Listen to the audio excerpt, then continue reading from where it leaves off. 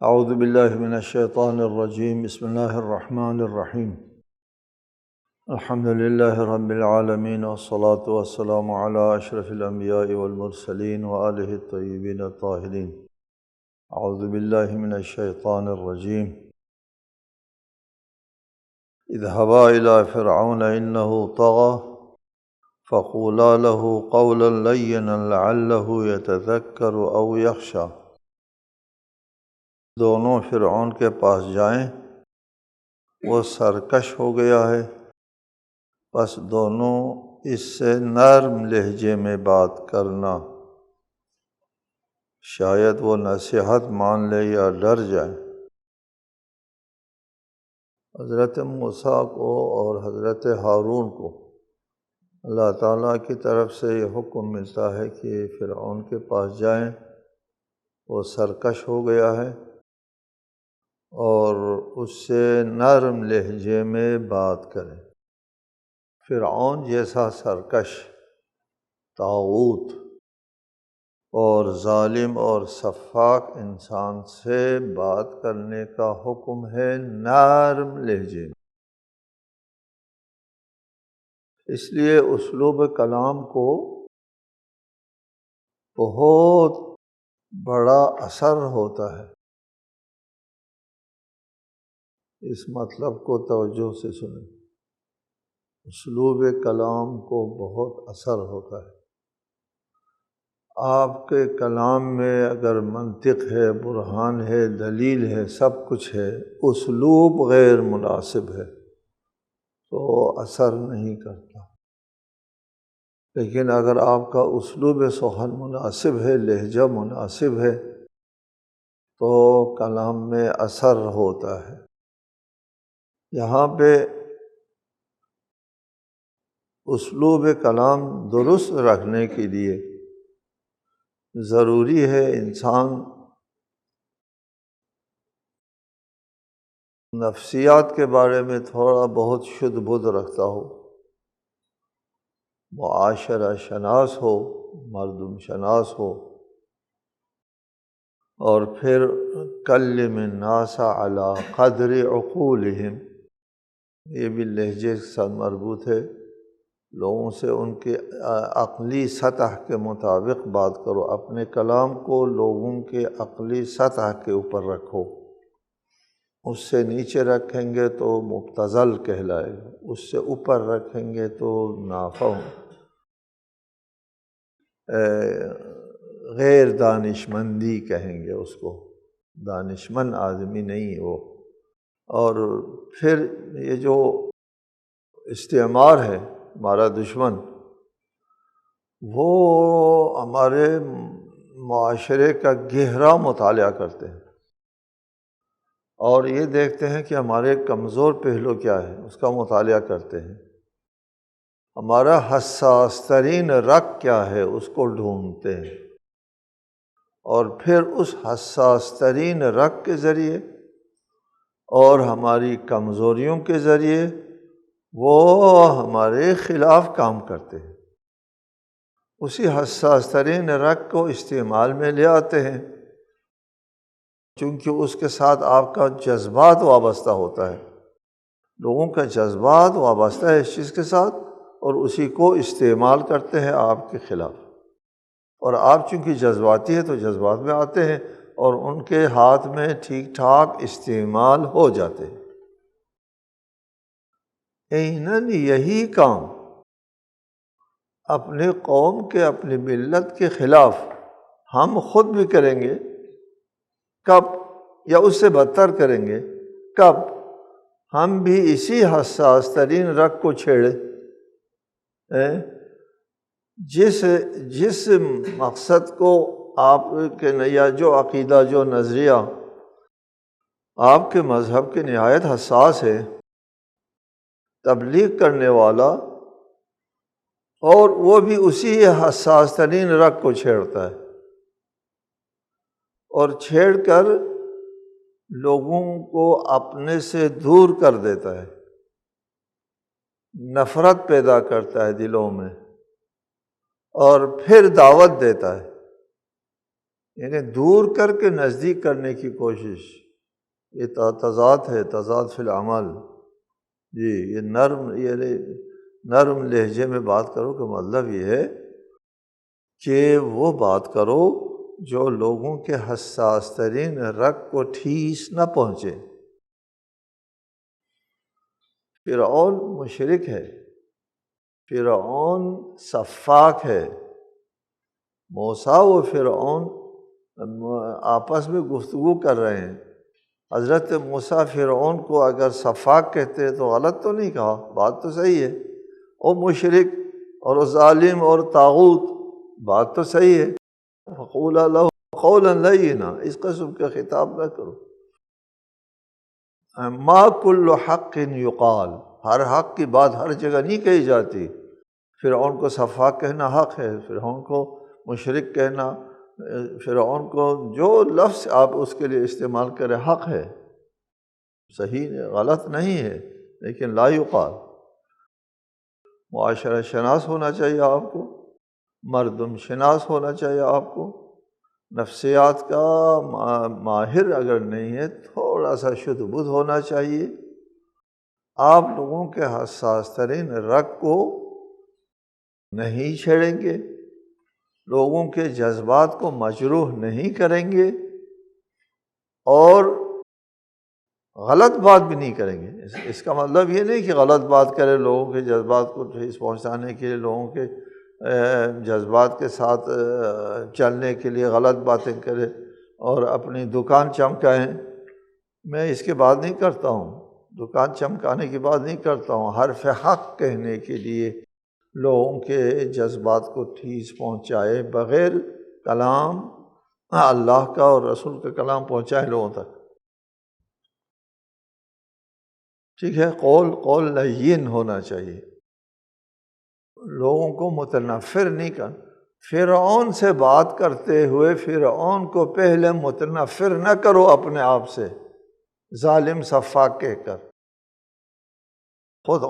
قرآن خود کہتا ہے کہ یہ سرکش انہ طغیٰ، فرعون سرکش ہو گیا ہے، اور حضرت موسیٰ یہ نہیں کہے گا او سرکش، قرآن خود کہتا ہے یہ سرکش ہو گیا ہے، اور ادھر حکم ہو رہا ہے یہ ہے سرکش، لیکن اس کو سرکش نہ کہو۔ قول لین کہنے کا مطلب یہی ہوا نا، ہے سرکش لیکن سرکش نہ کہو، اس سے اس کا ذہن تو آپ سے دور ہو جائے گا، پھر آپ کی بات نہیں سنے گا، آپ کے نزدیک نہیں آئے گا۔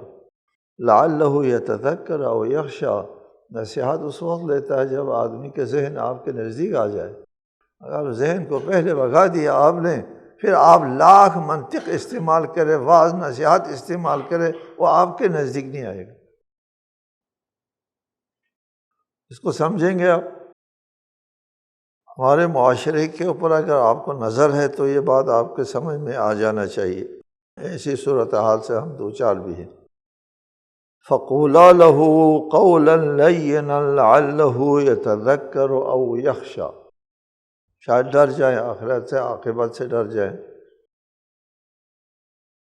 قَالَا رَبَّنَا إِنَّنَا نَخَافُ أَن يَفْرُطَ عَلَيْنَا أَوْ أَن يَطْغَىٰ، دونوں نے کہا اے ہمارے رب، ہمیں خوف ہے کہ وہ ہم پر زیادتی کرے گا یا مزید سرکش ہو جائے گا۔ ہم جب جا کر کے ان سے اپنی رسالت کا اعلان کریں گے تو ان یفرط علینا، وہ زیادتی کرے گا ہمارے ساتھ، او ان یطغیٰ، وہ پہلے سے سرکش ہے، وہ ہمارے خلاف بھی سرکشی کرے گا۔ یفرط زیادتی کرنے کو کہتے ہیں، زیادتی کرنے، آگے نکل جانے کو کہتے ہیں۔ حدیث میں ہے، سلمان نے فرمایا کہ میں پہلے پہنچا ہوا ہوں گا کوثر کے اوپر، آگے جانے کو کہتے ہیں۔ کوئی ظلم و زیادتی میں آگے جاتا ہے تو بھی اس کو کہتے ہیں۔ ہم لوگ اردو میں افراط تفرید کو افراط تفرید سے تعبیر کرتے ہیں۔ قالا لا تخافا اننی معکما اسمع و ارى، قال لا تخاف، اللہ تعالیٰ نے فرمایا لا تخافا اننی معکما، تم خوف نہ کریں، میں تم دونوں کے ساتھ ہوں اور تم دونوں کی بات سن رہا ہوں اور دیکھ رہا ہوں، اسمع و ارى، تم جو بھی بات کرو گے وہ بھی میں سنوں گا، سن رہا ہوں گا، اور تم جہاں کہیں بھی ہوں گے اس جگہ سے بھی میں غافل نہیں ہوں گا، میں دیکھ بھی رہا ہوں گا۔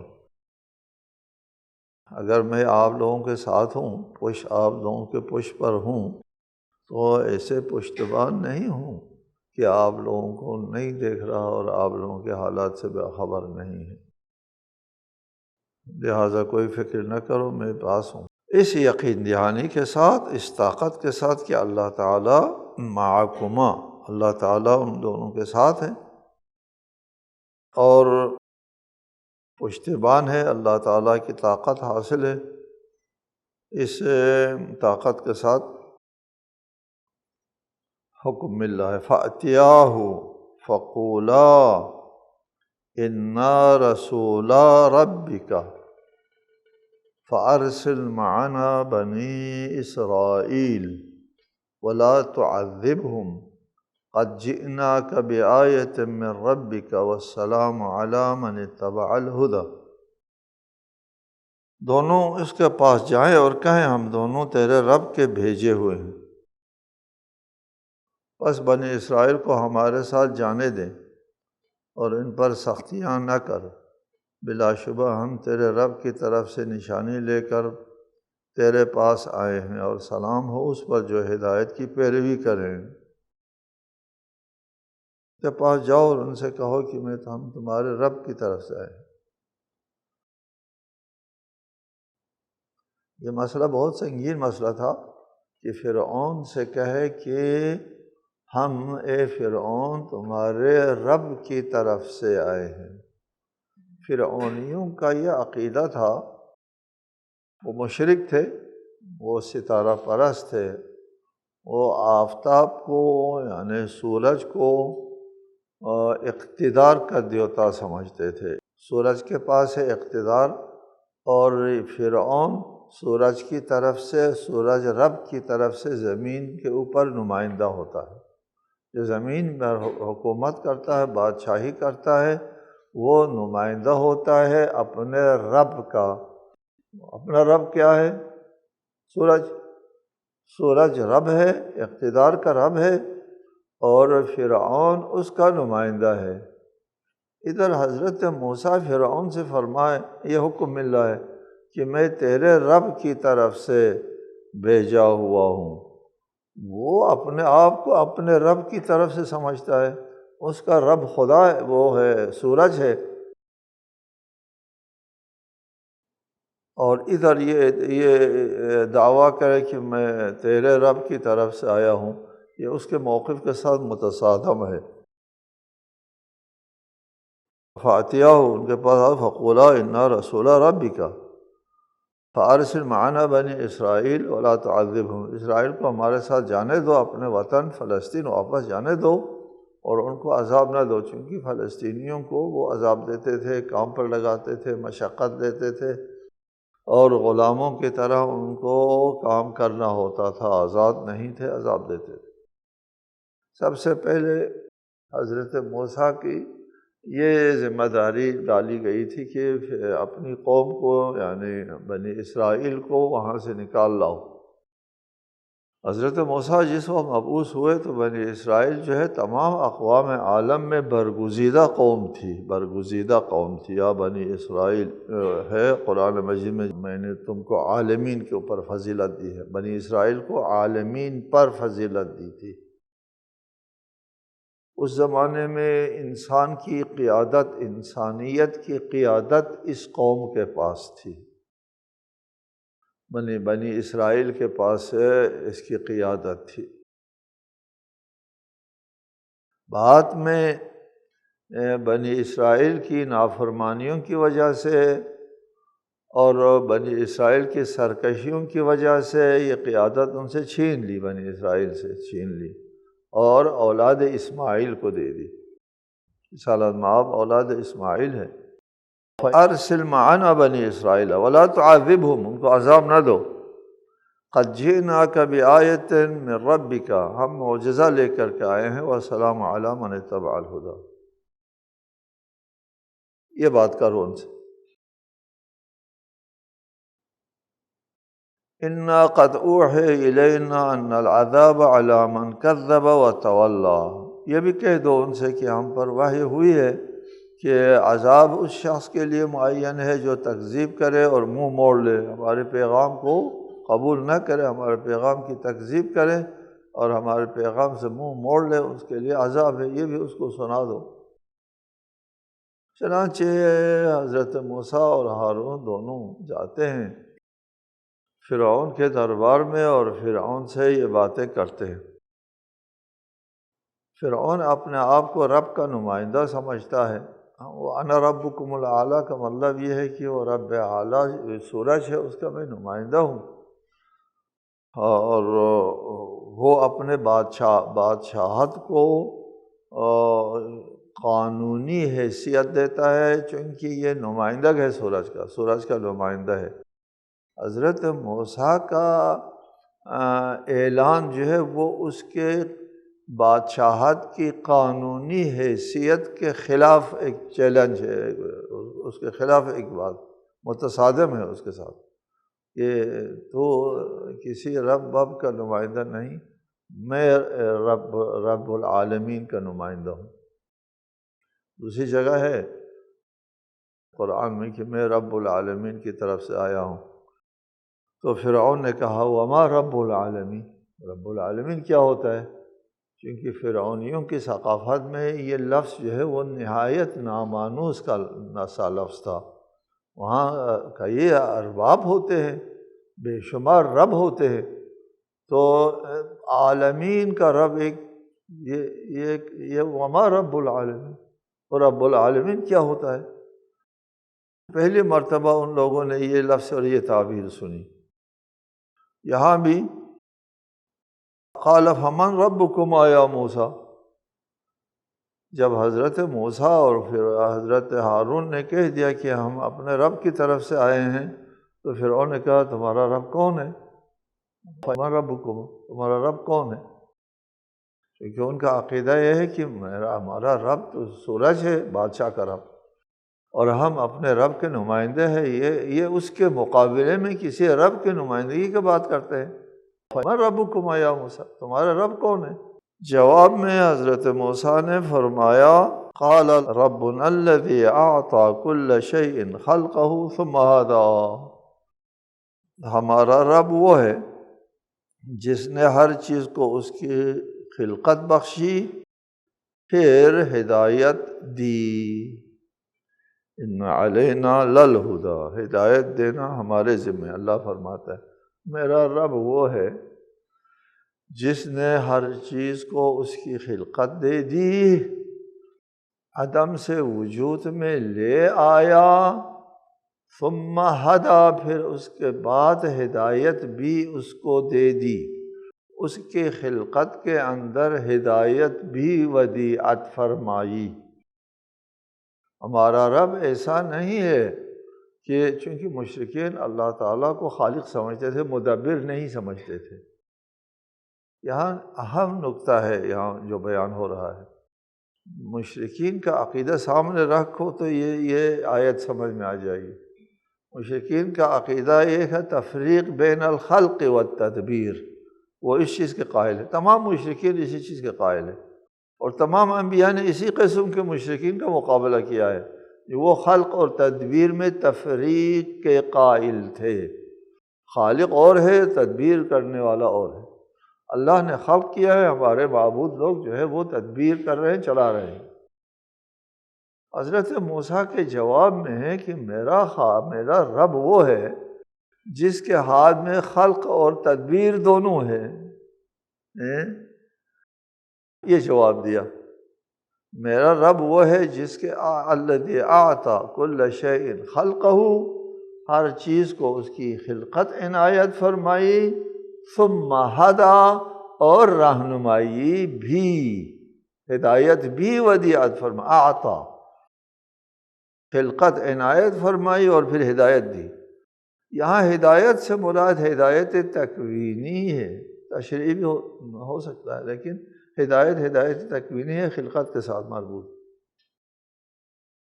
ہدایت تکوینی میں اللہ تعالیٰ نے جس جاندار کو بھی، یا اس میں پودے بھی شامل، جاندار کو بھی اللہ تعالیٰ نے خلق کیا ہے، تو اس کے خلقت کے اندر اس کے بقا اور ارتقاء کے تمام ہدایات اس کے اندر ودیعت کی ہوئی ہے۔ اس کے بقا اور ارتقاء سے مربوط ساری باتیں اس کے وجود کے اندر، اس کے خلقت کے اندر ودیعت کی ہوئی ہے، ثم ہدا کے تحت۔ اور اگر اللہ صرف خلق کر کے اس کو چھوڑ دیتا، بچے کو خلق کر دیا اور بچہ دنیا میں آیا، اس کے ارتقاء اور بقا کے سلسلے میں تدبیر کو اللہ تعالیٰ نے اس بچے کے اندر نہیں رکھا، اس کے اندر یہ سوجھ بوجھ نہیں دیا، نہ وہ کوئی کھانا چوسنا اس کو آتا ہے، نہ کھانے کا مطالبہ کرنے کی سوجھ بوجھ ہے، نہ ماں کی چھاتی کی ضرورت ہے، نہ ماں کے آغوش و گود کی انس ہے، اس کو کسی سے اس کو انس نہیں آتا، کسی قسم کی ضرورت کا احساس نہیں کرتا بچہ، کسی چیز کا وہ مطالبہ بھی نہیں کرتا، اور منہ ادھر ادھر نہیں گھماتا کسی چیز کو کھانے کے چوسنے کے لیے، نہیں، ایسے بیٹھا رہتا ہے۔ اگر آپ چیز ڈالے تو اس کو چوسنا بھی نہیں آتا، چبانا بھی نہیں آتا، کچھ نہیں آتا۔ یہ ہدایت نہیں ہے ان کے اندر، خلقت ہے، وجود دیا ہے عدم سے، ہدایت نہیں ہے، بقا و ارتقاء کا سامان اندر نہیں ہے، سوجھ بوجھ نہیں ہے، وہ نہیں زندہ رہ سکتا، زندہ نہیں رہ سکتا۔ جس نے خلق کیا ہے، جس ذات نے خلق کیا ہے، اسی ذات نے بقا و ارتقاء کا ضروری سامان اس کے اندر ودیعت فرمائی ہے، وہی خالق بھی ہے، وہی مدبر بھی ہے۔ تدبیر پہلے بہت کہا ہے، بہت سی جگہوں پر، تدبیر اور تخلیق قابل تفریق نہیں ہے، نہیں ہو سکتا۔ خاک کو اللہ تعالیٰ نے پیدا کیا، کل شیء، ہر چیز کے بارے میں، خلقہ ثم ہدی۔ ہم انسان کو رہنے دیتے ہیں، یہ خاک لیتے ہیں، خاک مٹی کو اللہ تعالیٰ نے خلق کیا، پھر اس کے اندر ہدایت ودیعت فرما دی، ٹھیک ہے جی، یہ مٹی ہے، اچھا جی، اس مٹی کے اوپر پانی پڑتا ہے، دانا آپ اس مٹی کے نیچے ڈالتے ہیں، دانا بھی اللہ تعالیٰ نے خلق کیا ہے، مٹی کو بھی اللہ نے خلق کیا ہے، پانی کو بھی اللہ تعالیٰ نے خلق کیا ہے، اور پھر ان سب کو ہدایت دی ہے، ٹھیک۔ اس ہدایت کے اوپر، یہ چونکہ ہدایت تکوینی ہے، عمل نہ کرنے کا سوال پیدا نہیں ہوتا، خاک بھی اس پر عمل کرے گی، مٹی بھی عمل کرے گی، دانا بھی عمل کرے گا، اور پانی بھی اس پر عمل کرے گا۔ فَإِذَا أَنزَلْنَا عَلَيْهَا الْمَاءَ اهْتَزَّتْ وَرَبَتْ وَأَنبَتَتْ، ٹھیک ہے، جب ہم مٹی کے اوپر پانی ڈالتے ہیں تو پانی میں وہ زمین میں جنبش آ جاتی ہے، اور پھر نمو آتا ہے، جی، ربت، پھر اٹھنا شروع کرتے ہیں، اور وہ انبتت، پھر اگنا شروع کرتے ہیں۔ ہم نے اپنی تفسیر میں اس کے اوپر بڑی وضاحت سے ایک جگہ نہیں، کئی بار تکراراً اس بات کو بیان کیا ہے کہ دانے کے اندر یہ ہدایت ودیعت ہے، دانے کو یہ سمجھایا ہے، جو زمین میں جاتا ہے دانا، اس کو وہ گندم کا دانا ہے تو اس کو یہ سمجھانا ہے تم نے گندم اگانا ہے، زمین میں اندر موجود جو 100 سے زائد جو عناصر ہیں، ان عناصر میں سے کس عنصر کو تم نے کھینچنا ہے تاکہ گندم بنے، ٹھیک ہے۔ چنانچہ نہایت سمجھدار ہے یہ گندم کا دانہ، کہ وہ انہی عناصر، 100 سے زائد عناصر ہے، سب کو نہیں، ان میں سے چن چن کے ان عناصر کو وہ جذب کرتا ہے جسے گندم مت۔ ادھر آپ نے وہ ڈال دیا، بیج ڈال دیا آم کے لیے، یہ اس کو پتہ ہے کہ کن عناصر کو میں کھینچوں، جمع کر کے ترکیب دے دوں، اس سے آم بنتا ہے۔ وہ ہدایت سمجھدار، نہایت سمجھدار ہے، انتہائی سمجھدار۔